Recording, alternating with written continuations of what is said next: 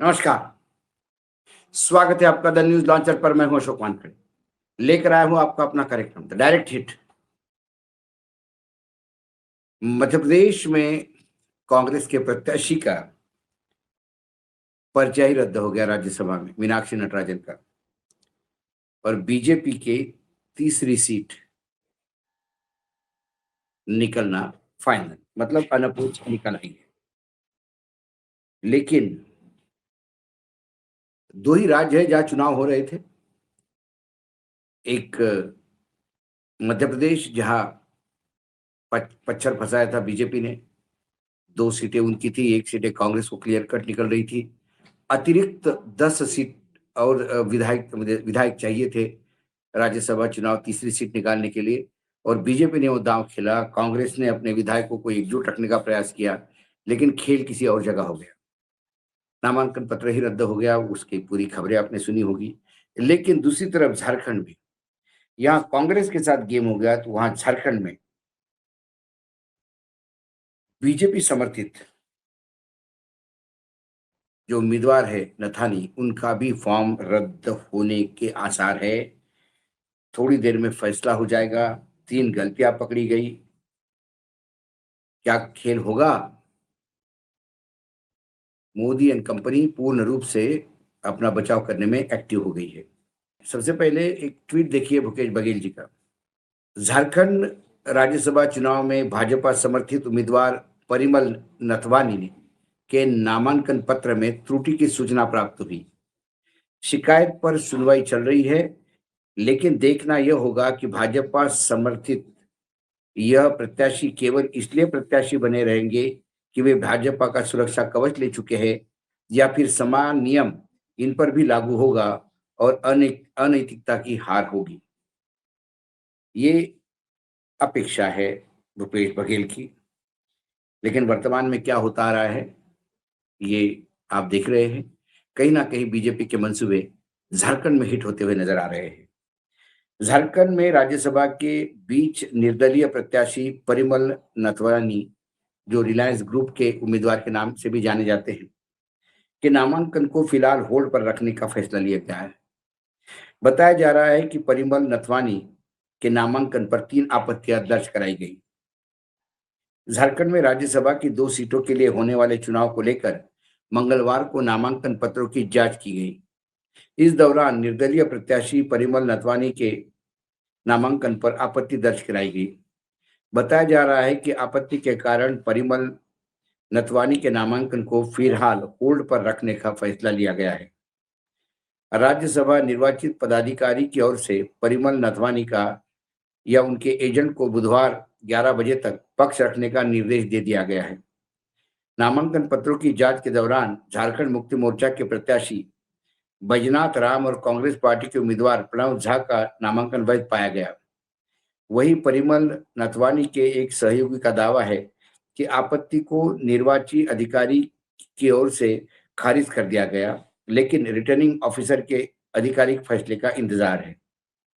Media reports के मुताबिक परिमल नथवानी के नॉमिनेशन को लेकर 3 आपत्तियां उठाई गई। पहला मुद्दा नाम से जुड़ा है। कुछ जगह पर परिमल नथवानी के तौर पे दिखता है, जबकि दूसरी जगह पर इसे नथवानी परिमल लिखा गया है। इसे एक छोटी-मोटी गलती माना गया है। दूसरी आपत्ति कमीशन के तय किए गए एक कॉलम के छूट जाने से जुड़ी है। तीसरी आपत्ति उस सेक्शन को काटने की जरूरत है से जुड़ी है, जिससे यह पूछा जाता है कि क्या उम्मीदवार को दोषी ठहराया गया या जेल हुई। छत्तीसगढ़ के पूर्व मुख्यमंत्री और कांग्रेस नेता भूपेश बघेल ने बीजेपी पर हमला बोल दिया है।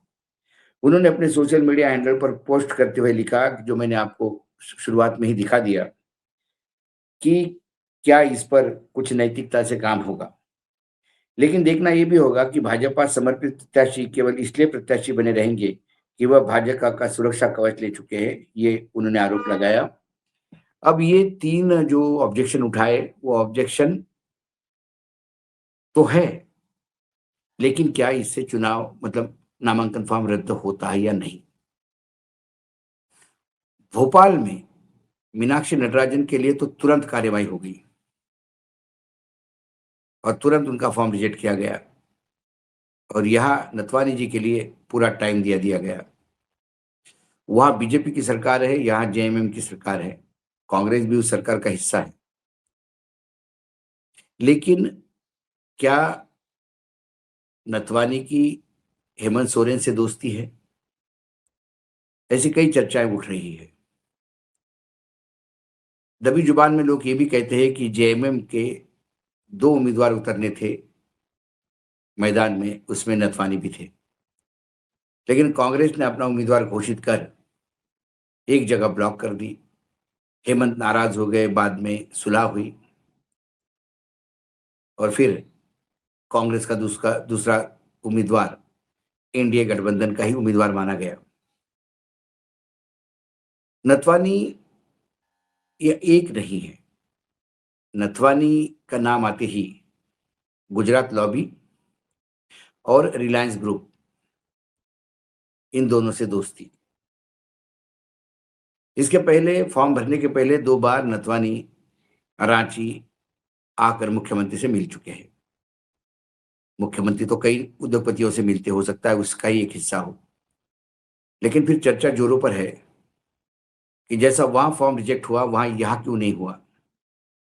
हालाँकि जो त्रुटियाँ हैं कि नाम आगे-पीछे होना या एक आध ब्लॉक छूट जाना, ये तो मैं मानता हूँ कि इतनी बड़ी त्रुटि, मतलब ये एडजस्टेबल है। और यदि न्यायपालिका चाहे तो बड़ी-बड़ी गलतियाँ भी एडजस्टेबल हो जाती है। जैसे नटराजन का मीनाक्षी नटराजन का फॉर्म रिजेक्ट हुआ इस बात पे कि एक उनके ऊपर केस था दर्ज और उन्होंने उसको मेंशन करना भूल गई हो सकती है, अवॉइड किया, ऐसा बीजेपी का आरोप है। ऐसा ही आरोप देवेंद्र फडणवीस के 2014 के एफिडेविट पे था कि साहब उन्होंने 2 क्रिमिनल केसेस 1996 के और 1998 के उनके खिलाफ थे, नहीं लग उसकी सुनवाई हुई। उसका मेंशन नहीं था। मामला कोर्ट में गया। कोर्ट में फडणवीस के वकील ने कहा कि साहब 22 केस मेंशन्ड है, 2 रह गए। ये फॉर्म भरने वाले वकील की गलती है। इसको नामांकन रद्द या चुनाव रद्द नहीं माना जाए। और कोर्ट ने मान लिया, क्योंकि वो देवेंद्र फडणवीस का मामला था, वो बीजेपी का मामला था। लेकिन कई यदि यही प्ली और यदि इसी बात को लेकर कल यदि अदालत में मीनाक्षी नटराजन ये कह के जाती है कि साहब वकीलों ने फॉर्म भरा, वो रह गया होगा गलती से मेंशन करना, एक ही केस था। तो क्या कोर्ट मानेगा कि ये मामूली गलती है, इससे नामांकन रद्द नहीं होना चाहिए? यकीनन ये कोर्ट झारखंड का तो कोर्ट नहीं, या उत्तराखंड का तो कोर्ट नहीं है। जिस उत्तराखंड के कोर्ट ने जिला पंचायत का एक उम्मीदवार का नामांकन जो रद्द किया था, उसको वैलिड ठहरवाया, चुनाव करवाया, और वो जिसका नामांकन पत्र रद्द हो गया था, वो कांग्रेसी उम्मीदवार थी और वो बाद में चुनाव जीत गई। प्रधानमंत्री नरेंद्र मोदी जी के भी कुछ शुरुआती चुनाव के एफिडेविट्स में शादी के बारे में कोई ज़िक्र नहीं है। बाद में उन्होंने ज़रूर मेंशन किया कि हाँ, शादी हुई है लेकिन पत्नी अलग है। तो क्या वो भी त्रुटि मानी जाएगी?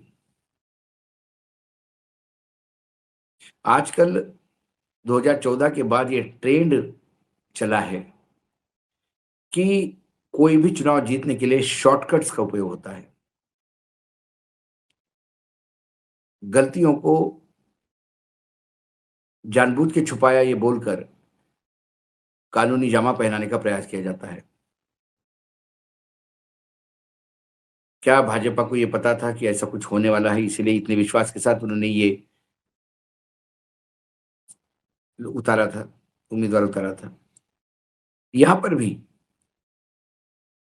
4 उम्मीदवार की ज़रूरत, 4 मतों की ज़रूरत है विधायकों की। उसके बाद नथवानी सेठ आ गए रेस में। भाजपा का समर्थन मतलब न्यायपालिका से लेके चुनाव आयोग तक तमाम जगह से सुरक्षा कवच। और सेठ के पास पैसे की तो कमी है ही नहीं।